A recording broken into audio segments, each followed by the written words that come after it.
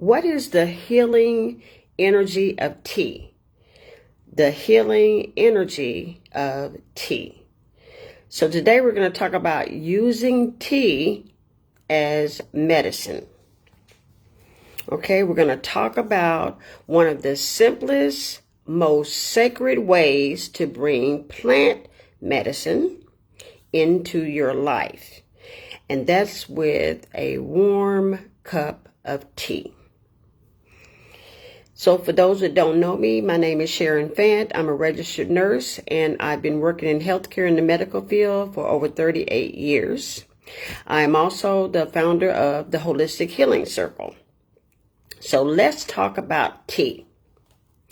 Tea is more than just a beverage. It's like a ritual.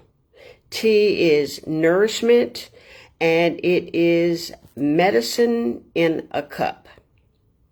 So now when we take tea and we sip it slowly, we allow the plant healing properties of the tea to infuse into our bodies and into our spirit.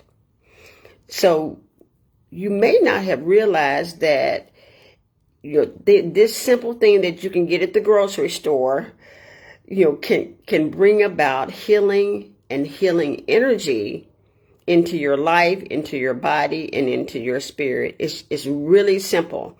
You can find herbal teas in all types of grocery stores. You can find herbal teas in health food stores. So they're readily accessible and readily available. But how many of you knew that they were healing? And we're not talking about the regular tea, like, the black tea like you make for iced tea. We're not talking about that kind of tea. We're talking about teas that are made with healing plants, okay?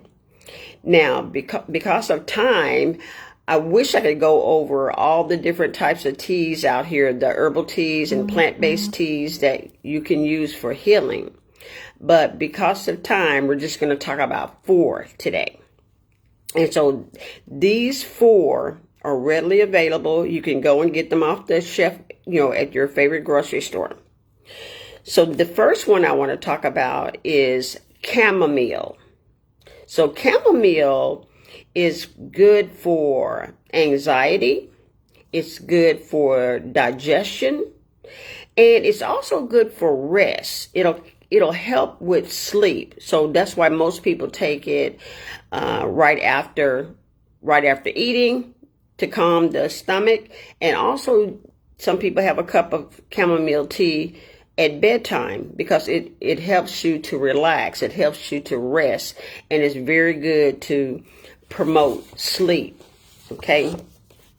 Then the second tea that I want to talk about is peppermint tea. And this is my favorite. I love peppermint tea.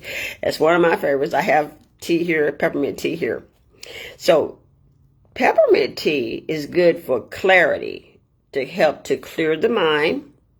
It's also good if you have headaches. If you got a headache, it's good to take just drink a cup of mint tea.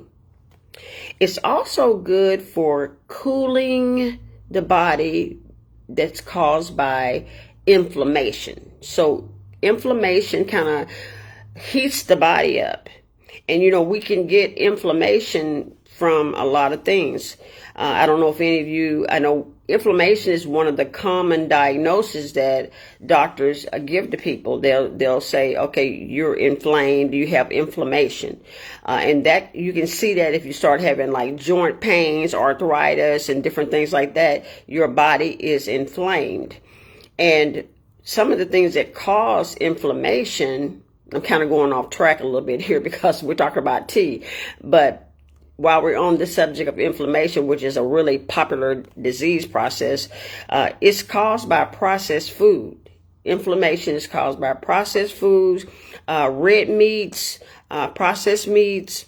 It's caused by fried foods. So you want to kind of stay away from those things so that your body will not get the inflammation, because what your body is doing is fighting off all that foreign items that are in the food. Any food that has a high concentration of coloring, like foods that are red or foods that are blue, like, the candies like Skittles and M&Ms, they have all those bright colors. Those dyes that are in there can cause inflammation. All right. So I went off track, went on that rabbit trail, but just so you know that peppermint tea can help to cool your body down. And peppermint tea is really good in the summertime too. Then the third tea that I want to talk about is holy basil. It's basil tea.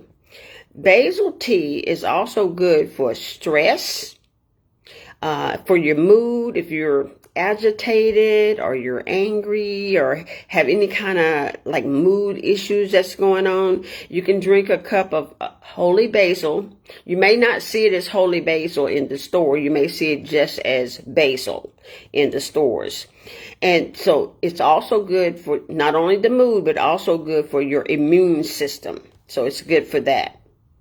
Then the fourth tea that I want to talk about, that's one of the most popular teas, is lemon balm. Okay, lemon balm is good for the nervous system. When you get nervous, anxious, and just for the whole nervous system in your body, it will help your nervous system calm down. And it's also good for heart health. It's good for healing the heart. That's what lemon balm is for. Okay? So those are the four that I wanted to talk about today. These four are easy to get at the grocery store, easy to get at a health food store, and it's a good start because it covers a lot of things. So we're talking about chamomile tea, peppermint tea, holy basil tea, and also lemon balm. Okay? Now, what we want you to do with tea is to let tea become your daily pause, and let it be like a practice that you would do to help ground you. And it's also a good way to bring nature, into your life. So in the morning, I know a lot of people, the first thing they want to do is have a cup of coffee. However, I want to recommend that maybe every now and then you have a cup of tea. And this will kind of start your day off in a calm way. So you'll just pause for the day. When you first wake up, just take a short pause, make you a tea, and it will help to get you set and ready, to have a peaceful and calm day.